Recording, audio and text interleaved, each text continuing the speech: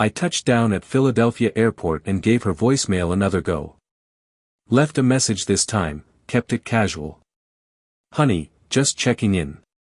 Call me when you get a second. The rental car pickup was a total mess, wrong reservation, endless wait, and Emily needing to use the bathroom on top of it all. By the time we finally got on the road and headed into the city, it was pushing 9 p.m. The rush hour jams had thinned out, but the city was buzzing with that usual night energy. Dad, I'm starving, Emily called from the back. Yeah, me too, James added, finally peeling his eyes off his phone. Can we eat before we see Mom? Let's get checked in first, I told them, gripping the wheel hard enough to hurt. Maybe your mom can meet us for something late. As we got closer to the Radisson, where Erin was staying, that uneasy feeling in my gut got worse. Tried her again. This time the phone actually rang, but still no answer. The hotel doors spun open, sending out a warm gust as we stepped inside. The lobby was all polished stone and soft lighting. The kids looked around, wide-eyed. Erin always stayed in these kinds of places, company covered everything. Hang out here a sec, I told them, motioning to some couches. I'll check in and find out Mom's room. Emily was bouncing. Can we surprise her now? I gave her a smile I didn't feel. Yeah, that's the idea. I walked to the front desk, not knowing I was about to walk straight into something I'd never come back from. Good evening, sir. How can I help? The young woman behind the counter said, all polite professionalism. I'm checking in, I said, clearing my throat. And I need to reach my wife, Erin Woods. She's staying here. She started typing right away. One moment while I check. After a pause, she looked up. Yes, Mrs. Woods is here. Would you like me to call her room? Yes, please, I said, some relief creeping in. At least she was here. She dialed, waited a beat, then gave me an apologetic look. No answer, I'm afraid. Can you try again? I asked, that sinking feeling tightening in my chest. She nodded and gave it another shot. Same result. Still no luck. Would you like to leave a message? No, we'll just check in for now, I said, handing her my credit card. It's a surprise visit. Her expression flickered for a split second, something like uncertainty, but she said nothing. All right, I'll get you all set. She handed me 2 room keys. You're in 540. Mrs. Woods is in 516. Different floors? I asked, not sure what to make of that. No, actually, you're on the same floor. Just a few doors apart, she said. Then she hesitated, like she wasn't sure if she should say more. It looks like she checked in with a +1. The air seemed to go still. +1. What do you mean? She looked uneasy. The reservation shows 2 guests in the room. Sorry, I shouldn't have said anything. I answered, no big deal. Probably a coworker, sharing the room to cut costs. But I knew better. Her company always sprung for private rooms, it was a bragging point. I grabbed our things and walked back to the kids, my thoughts racing. Could be a friend from work. Female friend. I tried to shove aside the thoughts racing through my mind. Did you find her? Emily asked, practically bouncing on her toes. Not yet, sweetie, I said. Let's head up first and clean up a bit. We rode the elevator in silence except for Emily humming some tune. James looked at me like he could tell something wasn't right, but he didn't press. The room was decent, typical nice hotel vibe. I dropped the bags and exhaled, trying to get my head straight. Can we go see Mom now? Emily asked, eyes bright. In a bit. Let's wash up first. It's been a long day. While they were distracted, I stepped into the hallway and walked toward 516. My heart felt like it was trying to punch through my chest. I knocked. No response. I hit the door harder. Still nothing, except I could hear music, and laughing. A searing, wordless pain tore through me, hitting harder than I could have prepared for. I pulled out my phone and texted. "I'm at your door. Open up immediately." The sounds inside stopped. Then I heard a man's voice, low, muffled. I shut my eyes. The door opened, slowly. Erin stood there in a robe, hair messy, cheeks flushed. Her face went from surprised to scared, then, of all things, annoyed. "Jason? What the hell are you doing here?" she said, stepping out and nearly pulling the door shut behind her. I just stared at her. Then finally said, "Surprise. Brought the kids. Thought we'd come visit." Her eyes went wide. "The kids are here. At the hotel? In our room?" "Down the hall," I said. My voice felt hollow. "They've been excited to see you." She ran a hand through her hair and kept glancing back toward the room. "You should have called first, Peter. This isn't a good time." I did call. Over and over. I crossed my arms. "Who's in there with you?" She flinched. "It doesn't matter. It's not what you're thinking. Are you with your colleague, your friend?" "Great, I'll swing by and you can introduce us," I asked. The door behind her opened a little more, and a man stepped out. About 40, athletic build, shirt halfway buttoned. "Who the hell are you?" I asked, ice in my voice. "Peter, please," Erin started. "No," I said. "Let him answer. Who are you, and what are you doing in my wife's room?" The guy just blinked, looking between us like he'd walked into the wrong movie. He said his name was Colin, from the New York office. "I didn't know she was married," he said. I looked at Erin. Her face showed guilt, but not nearly enough of it. She'd told him she was single. I turned back to her, stunned. My voice came out low and rough. "You told him you weren't married?" She closed her eyes briefly, clearly wanting to disappear. "Let's not do this out here," she said. "Colin, maybe you should leave." "Yeah," I said. "Good idea." Colin raised his hands in surrender. "Look, I seriously had no clue." He ducked into the room, grabbed his jacket, and left without another word. Now it was just the two of us. The silence felt like pressure building in a sealed room. 15 years, I said. And this is where we are. She shifted her weight, face hardening. "You don't get it." "Then explain it," I said, keeping my tone level. "Because from where I stand, it looks like our kids flew across the country to surprise their mom, only to find her with a stranger." She looked away, arms crossed. "You should have called first." Those words made something snap. "You're blaming me for not warning you before I caught you cheating." "Keep your voice down," she said. "Emily's been talking about seeing you all the time," I said. "You tell her." She finally looked shaken. "Give me 3 minutes. I'll meet you in your room," she said quietly. I turned, started to walk, then stopped. "How long has this been going on?" She didn't answer right away. "It was a one-time thing." "No. That wasn't an accident." As I walked back down the hallway, I felt like I was dragging lead behind me. Every step took more out of me. I couldn't even form my thoughts properly. What was I supposed to say to the kids? I stood outside our door for a moment, took a deep breath, and tried to put on a face that didn't look shattered. Key card beeped. I opened the door. "Did you find her?" Emily asked right away, hopping up from the bed.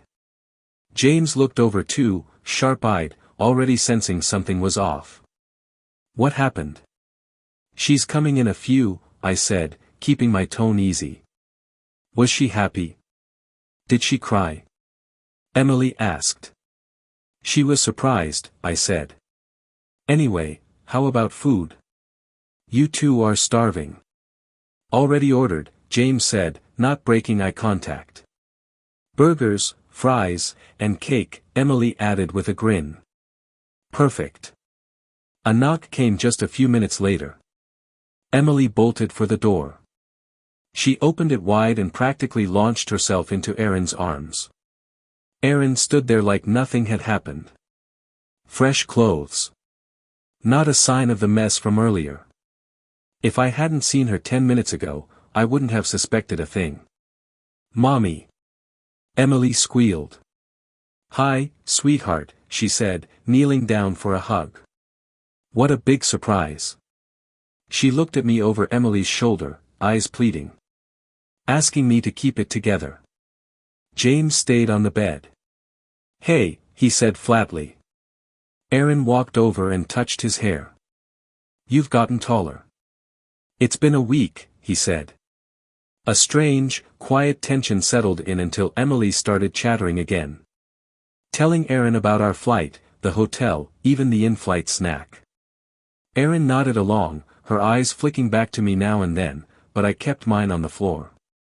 Dad said we could all have dinner together, Emily finished. Room service is on the way. Aaron smiled, but not quite. That's lovely, honey. But I have a work call tonight. Big client. I almost laughed, but caught myself. Emily didn't. Her face dropped. But we just got here. I know, Aaron said gently. I'll be free all day tomorrow, okay? Whatever you want to do. Then she looked at me. Can I talk to you outside? I followed her out, leaving the door open a crack. Once we were alone, I crossed my arms. Work call. Is that the story now? I need space, Peter, she said. To figure things out. Figure out how to lie more convincingly. You've got a head start. She winced. You are cruel. It's not fair. What's not fair is our daughter dragging me to 4 different stores to find the right travel pillow. Or James actually caring enough to help with flights. They were thrilled to see you, Aaron. Her eyes filled up. I messed up. Please don't tell them. So I'm just supposed to pretend none of this happened? Smile through dinner while you go wine and dine some client? She shook her head. It's a real Zoom meeting. Colin's not going to be there. This deal matters, it could make my year. I stared at her. I realized, I didn't know who she was anymore. Erin's attention was locked on one thing, her career. That's what truly mattered to her. She said it wasn't like that, rubbing her temples like the stress of the moment was the real problem. She asked me to give her one night, just enough to get through this all, and promised we'd deal with everything tomorrow. But there wasn't anything left to sort through. She'd cheated. And I had no idea how far back it went. When she reached for my hand, I stepped away. I didn't want her touch, not after what I'd just seen. She tried to downplay it, called it a lapse in judgment, a moment of weakness. I told her to go. I'd handle the kids. She asked what I was going to tell them, but I hadn't figured that out yet. Back inside the room, Emily was still bouncing on the bed, all energy and light. She asked if her mom was joining us for dinner. I had to tell her no, said there was an important work thing. I sat beside Emily and pulled her in close, told her the day was still special. Her mom was surprised, we got that part right, and she'd be with us tomorrow. The whole day. James sat across the room, silent, his face unreadable. He asked where she was going, and I told him it was a client meeting. He didn't push. Just nodded slowly and looked back at his phone, like he already knew the truth. James caught my eye as she chattered on. He didn't say anything, but the look he gave me said enough. I shook my head slightly, just a small signal that I'd tell him more later. He gave the faintest nod. 14, and already more grounded than most adults I knew. When Emily fell asleep, he asked if his mom was cheating. Just like that. I nearly stumbled. His calm delivery made it even harder to respond. He told me not to sugarcoat it, he could handle the truth. So I told him. I said I thought she was. For a moment, he didn't say anything. Then he asked what gave it away. Turns out, he'd seen the signs long before I had. Or maybe I just didn't want to see them. He was disappointed. That kind of sadness that cuts deeper than yelling ever could. James asked what would happen now. If this meant divorce. I told him I didn't know yet. That this was all still fresh. But I made sure he knew one thing, no matter what happened between me and Aaron, we both loved him and Emily more than anything. He said if she really loved us, she wouldn't have done this. And James wasn't wrong. I tried to explain that people mess up, that adults do stupid, selfish things sometimes. But his response was sharp, this was betrayal. Then he said not to tell Emily yet. She still thought their mom hung the moon. I promised I wouldn't. But I knew that conversation would have to come eventually. He nodded and then, unexpectedly, leaned his shoulder into mine. Just a small gesture, but it meant more than he knew. We'll be okay, Dad, he said. You, me, and Emily. That moment nearly broke me. But it also gave me something to hold on to. Yeah, I said, wrapping an arm around him. We will. We were winding down for the night when a steady knock came at the door. It was Aaron. James looked at his mother without saying a word. Aaron watched him, confusion flashing across her face. She called after him, asking what was wrong, but he didn't acknowledge her. She spun on me, voice low and sharp, wanting to know what I'd said to him. I told him the truth, I said. He asked, and I wasn't about to lie to my own son. Her expression dropped, stunned. She said I should have talked to her first, that I had no right. I said, you gave up your say when you chose to betray our family. That made her step back, like I'd physically hit her. She tried to shift gears, asked if we could talk like adults. Mentioned how the meeting had gone well and the deal was sealed. Congrats, I said, bitterness leaking into every syllable. Glad one part of your life's going smoothly. She said that wasn't fair. I told her nothing about this was fair. Not to me. Not to James. And definitely not to Emily, who still had no idea her world was quietly falling apart. Aaron asked if we could talk in private. Not tonight, I said. I am terribly tired. Aaron stood at the foot of the bed, clearly unsure how to exist in this space anymore. She leaned down and kissed Emily's forehead. James was in his bed already, headphones in, eyes locked on the far wall. He pulled one earbud off and told us to go, to sort this out. Aaron winced at his tone, but didn't argue. I followed her in silence to her room, that room, the same one where I'd found her with another man just hours earlier. The place had been cleaned up. Sheets straightened, clothes gone, no sign of what had happened. But I could still feel it. That betrayal clung to the air like smoke that wouldn't clear. She sat on the edge of the bed, her calm exterior finally starting to fray. Said she'd made a terrible mistake, that she didn't know what she'd been thinking. I stayed near the door, unable to cross that invisible line into the space where she'd broken everything. You weren't thinking about us, I said. She began pacing, fumbling for where to start.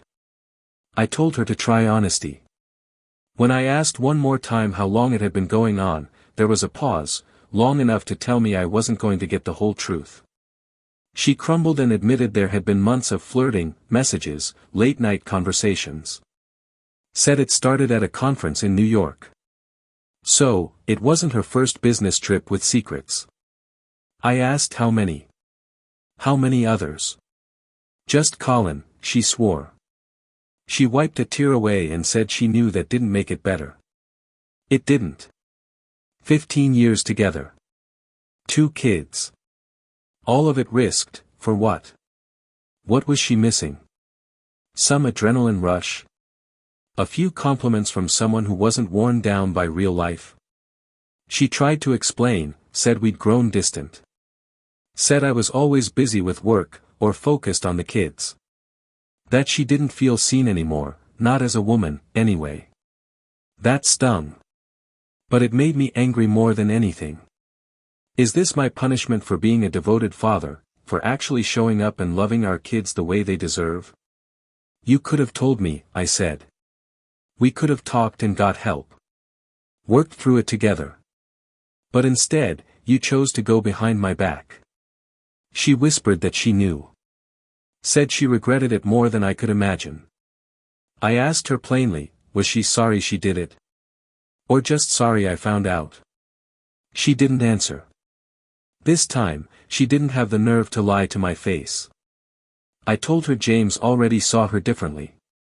And that Emily wouldn't be far behind. That she'd detonated our family over something that would never last. The silence that followed was thick with everything we'd ever been, college kids, newlyweds, tired young parents, and the reality that we might not survive this. What now? She finally asked. I'm flying home with the kids tomorrow, I answered. She begged. Said we could work on things, go to therapy, start fresh. Do whatever it took. But it was already too late. I told her the truth. I didn't know if I'd ever be able to trust her again. And without trust, what did we even have left? Her face broke at that, the weight of 2 decades crashing in all at once. She tried to remind me of everything we'd shared, the years, the love, the family we built together. But I couldn't help thinking, none of it had been worth enough for her to protect. I stepped toward the door, needing to be anywhere else. I need to get back to the kids, and I am tired of you, I said. The flight home was quiet. Emily curled up in her seat and drifted off before we even left the runway, worn out from everything she didn't fully understand. James sat beside her, earbuds in, staring out at the clouds. Every now and then, he looked over at me, his eyes carrying something I couldn't quite name. Maybe it was concern. Maybe respect. I hadn't slept at all. After the talk with Aaron, I went back to our room to find James still awake. I told him we were leaving in the morning. He nodded like he'd been waiting to hear those words. Aaron came to the airport to say goodbye.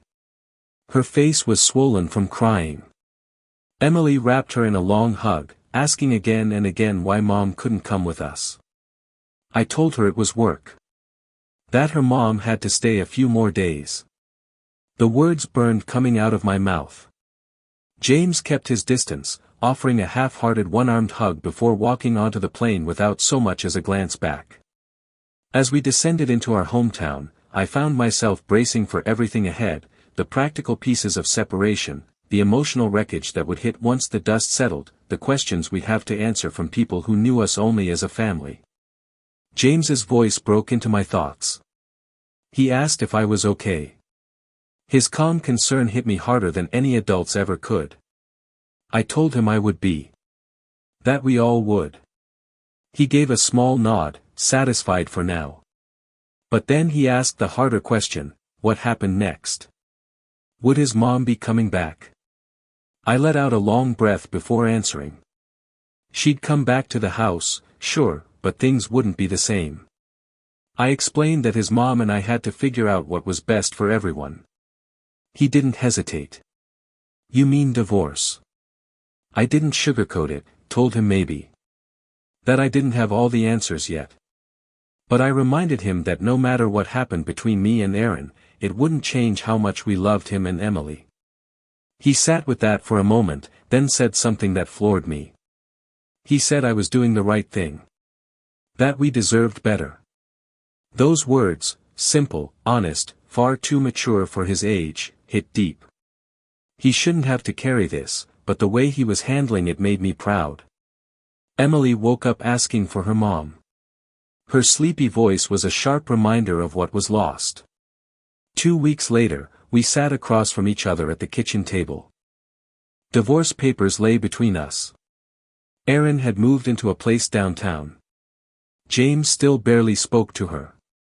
Emily, in her quiet 9-year-old way, was starting to piece it together, that her parents weren't going to live in the same house anymore. Erin looked down at the papers, pen in hand. She said she never wanted this.